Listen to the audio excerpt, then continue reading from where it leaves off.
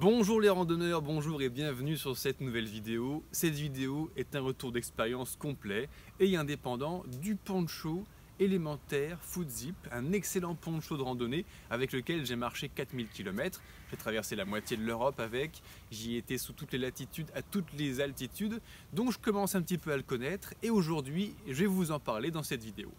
Alors la question qui se cache derrière cette vidéo, c'est: est-ce qu'un poncho super facile à mettre, super facile à enlever, ça existe? Un poncho léger, un poncho de qualité, un poncho plus pratique qu'une veste Hardshell, oui ou non?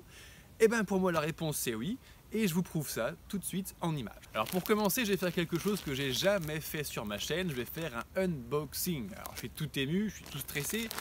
J'ai commandé le poncho chez mon partenaire, qui n'est pas de quiproquo. C'est le troisième poncho de cet exact modèle que je commande.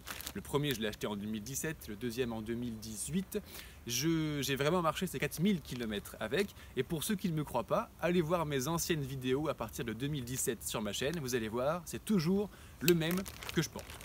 Donc, j'ai tellement été séduit par ce modèle, je l'aime tellement, que c'est le troisième que je réutilise. Les équipements qui séduisent autant un randonneur ou un trekker, c'est pas tous les jours. Le premier, je l'ai acheté dans les Pyrénées en 2017 et depuis je le recommande chez mes partenaires, où vous trouverez le lien en description de cette vidéo là pour savoir où le trouver. Voilà, donc on arrive à la taille LXL que j'avais commandé, la pèlerine noire de chez Élémentaire Footzip, c'est exactement ça que j'ai demandé. Ah, j'ai un tout petit peu l'impression d'être à Noël aujourd'hui. Voilà, cape de pluie, couture étanche, Élémentaire, magnifique, dans son petit sachet. Et on va avoir la bête. Ah, superbe, tout neuf, c'est exactement ça les chéris, c'est parfait.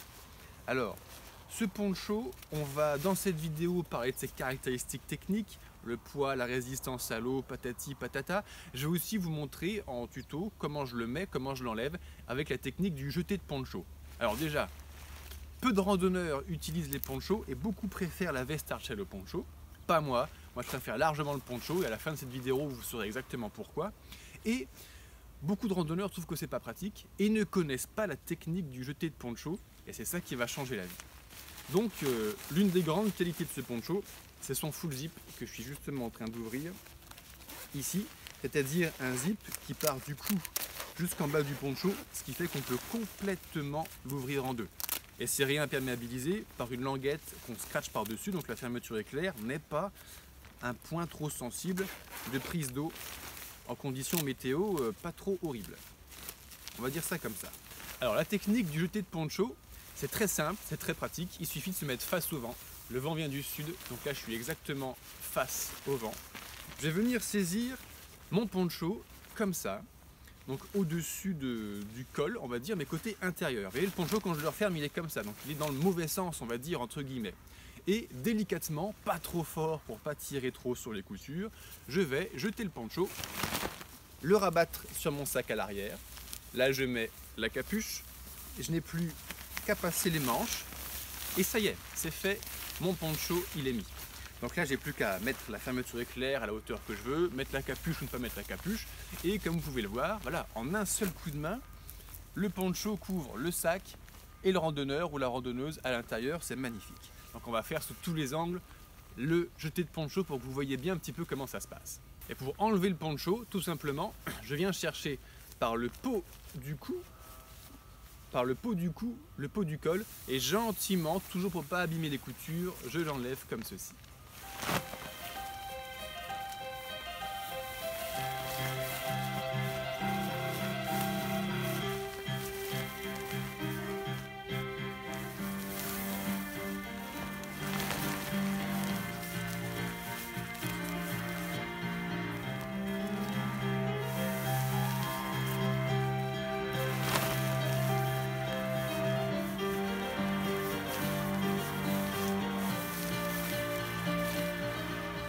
Alors le jeté de poncho, c'est un mouvement facile à faire, facile à apprendre. En quelques essais, on le maîtrise, même pour un débutant en randonnée. Et ça change la vie.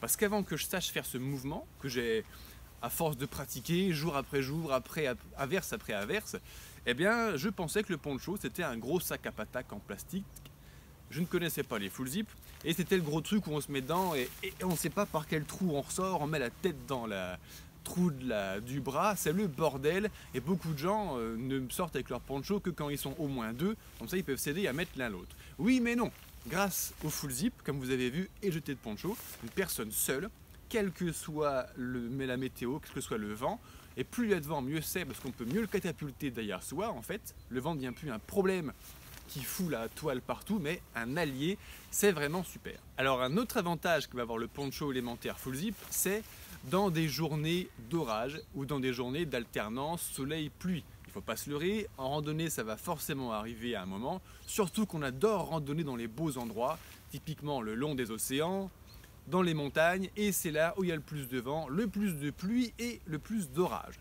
Donc ça va forcément arriver, il faut s'y attendre. C'est d'ailleurs pour ça qu'on s'équipe bien avec un poncho avant de partir.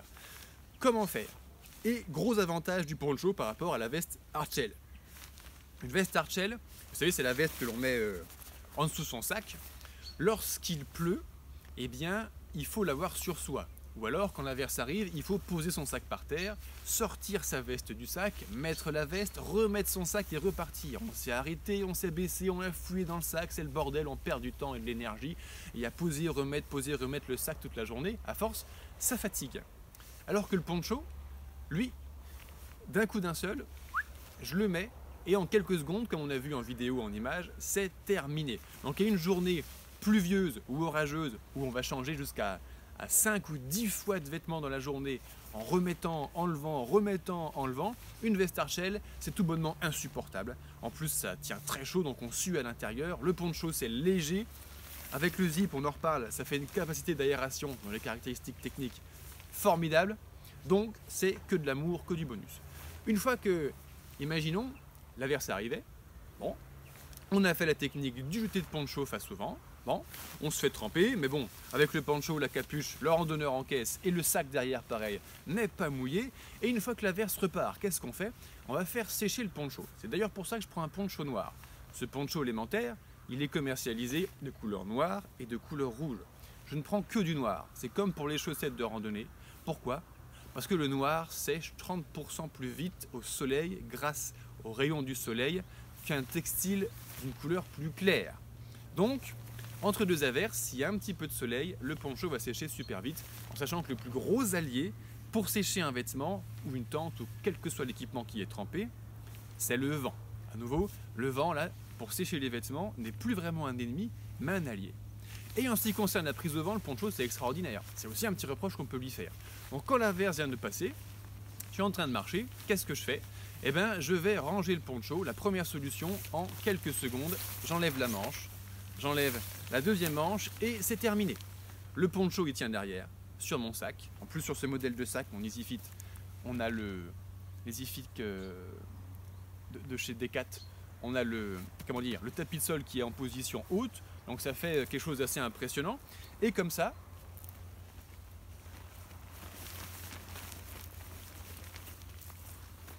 mon poncho il est derrière, il prend le vent sans tomber parce qu'il est bien raccroché au tapis de sol, au niveau des épaules, et il se permet de sécher. La petite éclaircie passe, la pluie revient, qu'est-ce que je fais? Eh bien je reprends mon poncho, et justement, il est pas loin, il est juste là. J'ai juste à enfiler une manche, enfiler une deuxième manche, et je referme la braguette, enfin le full zip, je remets la capuche, et c'est parti, je suis prêt à encaisser la deuxième averse qui arrive. Et même s'il pleut 10 fois, 20 fois dans la journée, je n'ai que 1 et 2 mouvements à faire. Alors qu'avec une hardshell, avec les différences de pluviométrie et de température, il aurait fallu à chaque fois que je l'enlève, que je remette le sac, etc. C'est le bordel. De plus, dernier avantage du poncho sur la veste hardshell, c'est qu'il protège le bonhomme et le sac derrière, contrairement à la veste. Alors cette technique pour mettre le poncho, je l'ai appelée, c'est pas moi qui l'ai appelée, mais c'est la méthode Batman ou Détraqueur. Ça dépend de ta référence. Ça vient pas de moi, ça c'est un jour que j'étais en train de descendre, le 6e et dernier jour de mon TMB, j'étais en train de redescendre du Brévent vers les Ouches, 1500 mètres de D- à faire tranquillement comme ça, et je croise un petit garçon qui est en train de grimper, lui dans l'autre sens, avec son papa, et quand on grimpe, on regarde ses pieds, et le bonhomme il doit avoir, je sais pas, 8 ans, il lève la tête, et il me voit comme ça arriver au-dessus de lui avec ça, et il fait « Oh, papa regarde, Batman !» Et une autre fois, à l'époque, je ne connaissais pas encore l'histoire du magicien, là. Tu sais, le petit bonhomme avec sa baguette, là. Oui, Harry Potter, c'est ça. Je connaissais pas encore Harry Potter. J'étais en train de marcher, j'étais parti marcher 6 mois, donc j'étais crasseux, j'avais la barbe jusque là, j'avais les cheveux longs, j'étais couvert de poussière, j'étais comme ça, et je croise une famille avec 2 petites filles qui disent oh maman regarde, un détraqueur. Alors un détraqueur, moi je pensais qu'elle me disait un détraqué, tu vois. Bon, effectivement, quand on regarde les vidéos sur l'expédition France-Iberia, ça pouvait y ressembler, mais non, elle parlait du détraqueur, les bonhommes avec une sale gueule et une grande cape noire, bien sûr, qui traîne. Passons, deuxième méthode pour le ranger, quand il est bien sec, suffisamment sec, je viens le choper au niveau du col, toujours, et en 3 mouvements, on va le replier 1 fois, 2 fois, 3 fois, j'en fais un petit boudin et je le cache sous la sangle, comme ça, de mon manteau. Ça c'est quand il y a trop de vent, ou quand il est déjà sec, ou quand c'est quand je ne veux pas m'encombrer de la cape qui traîne derrière, par exemple quand j'utilise mes bâtons de randonnée. Les caractéristiques techniques de ce poncho élémentaire full zip, eh bien il pèse 287 grammes, ce qui est plutôt léger. Sa capacité de résistance à l'eau, c'est 2000 mm Schmerber. Alors 2000 mm Schmerber pour un poncho, c'est suffisant pour pouvoir encaisser la majorité des randonnées, des treks qui sont communément empruntés. Et je vais maintenant faire la liste de tout ce que ce poncho a essuyé avec moi et où sont ses limites en termes de pluviométrie.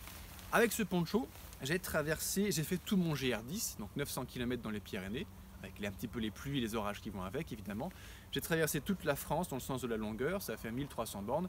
J'ai fait Paris-Cap Nord, et j'ai fait Paris-Cap Nord, donc j'ai traversé tout le nord de la France sous la pluie et les orages, tout le Benelux sous la pluie et les orages, l'Allemagne, le Danemark et je dirais 1000 km de Scandinavie, pas plus, parce qu'après j'ai dû en changer. J'ai aussi j'ai fait 400 km de trek dans les Highlands en Écosse, j'ai fait le GR5 alpin, le Tour du Mont Blanc, le GR20 de Corse, la traversée du Jura, la traversée du Morvan et quelques petites balades par-ci par-là comme ça et un nombre incalculable de sorties, d'entraînements, même en temps pluvieux. Le poncho a toujours encaissé avec ses 2000 mm Schmerber, sauf j'ai atteint la limite 2 fois, effectivement, lorsque j'ai traversé l'Écosse. C'est réputé pour être un endroit plutôt humide, l'Écosse, c'est vrai. Et quand je suis arrivé en Suède, la Suède ça allait, mais dès que je suis arrivé en Norvège en 2019 pour traverser toute la Scandinavie, à Paris-Cap Nord, eh bien il a eu un temps, 2019, ça a été l'été le plus pourri du siècle en fait pour eux. Il a neigé au mois de juin, l'école était fermée, il y avait des avalanches, c'était du jamais vu dans le siècle. Alors il a pris cher, hein, et effectivement ça n'a pas suffi. À la décharge du poncho, les 2 fois où je suis reparti avec, en Écosse et en Norvège, et où ces 2000 mm Schmerber n'ont pas suffi, je n'avais pas fait de traitement réimperméabilisant à la bombe avant de partir, ce qui était une erreur de ma part. Et en Norvège, l'été le plus pourri du siècle, il m'a plu dessus 2 jours sur 3. Il faisait froid, c'était des conditions très difficiles, très humides, très peu de soleil. J'ai encaissé 14 jours de pluie d'affilée. Ça pour un randonneur en autonomie complète, hein, qui dort dans la tente, c'est pas facile. Et le poncho du coup, un textile lorsqu'il pleut tout le temps sans qu'il y ait assez de temps de séchage, il s'imbibe d'eau et à force ça ne va pas. Je parle d'un poncho comme je pourrais parler de n'importe quel textile parce que ça écoute bien. Après avoir trouvé qu'il était insuffisant pour la Norvège, j'ai racheté un poncho norvégien à 5000 mm Schmerber plus une hardshell à 15 000 mm Schmerber. Donc normalement c'est un tank impénétrable, mais au bout de 3 mois de marche en randonnée, en me pleuvant dessus quasiment tous les jours, eh ben je prenais quand même l'eau. Avec un poncho à 5000 mm plus un hardshell à 15 000, c'est monstrueux. Je prenais surtout l'eau quand même au niveau des zones d'usure. Les limites de ce poncho, effectivement, pour l'Écosse quand il pleut beaucoup, la Scandinavie quand il pleut beaucoup, donc très haut en latitude, on va dire dans le nord, il faudrait plutôt privilégier quelque chose de plus puissant en termes d'imperméabilité que ça. Mais sinon, tout le reste, toutes les randos que j'ai fait en Europe, Europe du Sud, même dans les Alpes, le GR5, le Tour du Mont Blanc, le GR20, le GR10, qui sont assez hauts en altitude, exposés à des averses, à des orages et des orages et des orages, il a suffisamment résisté. Ces 2000 mm ont été suffisants. En général, un textile, un poncho par exemple, quand il a une bonne capacité de résistance à l'eau, il a un gros problème en contrepartie, et c'est une grande question pour les randonneurs, c'est sa respirabilité. En général, la respirabilité des ponchos est naze, médiocre, parce que c'est une grosse toile, en général, très souvent, sans ouverture d'aération, et du coup, on sue à l'intérieur, et au lieu de se faire tremper par la pluie, on se fait tremper par sa propre sueur. Vraiment un super truc. Mais, avec un poncho full zip comme celui-ci, on va avoir une capacité de respiration énorme. Alors évidemment, quand il y a une grosse averse, je ferme la fermeture éclair de mon poncho, ça va de soi. Mais quand il y a une petite averse, ou quand le vent vient de derrière ou de profil, eh bien, je peux me permettre, même en gardant ma capuche, d'ouvrir un petit peu la fermeture éclair. Ça fait une cheminée où l'air chaud et humide de ma propre sueur peut s'évaporer. Il m'arrive même de le laisser complètement ouvert quand vraiment l'averse est minime. Ça ne va pas mouiller les vêtements qui sont en dessous. La taille de ce poncho, il est commercialisé par donc, la marque élémentaire sous 2 tailles. La marque SM pour les gens qui font 1m76 et moins. Et pour les gens qui font plus d'1m77, on va voir la taille LXL. Pour ma part, je mesure 1m91. Je prends donc la taille LXL.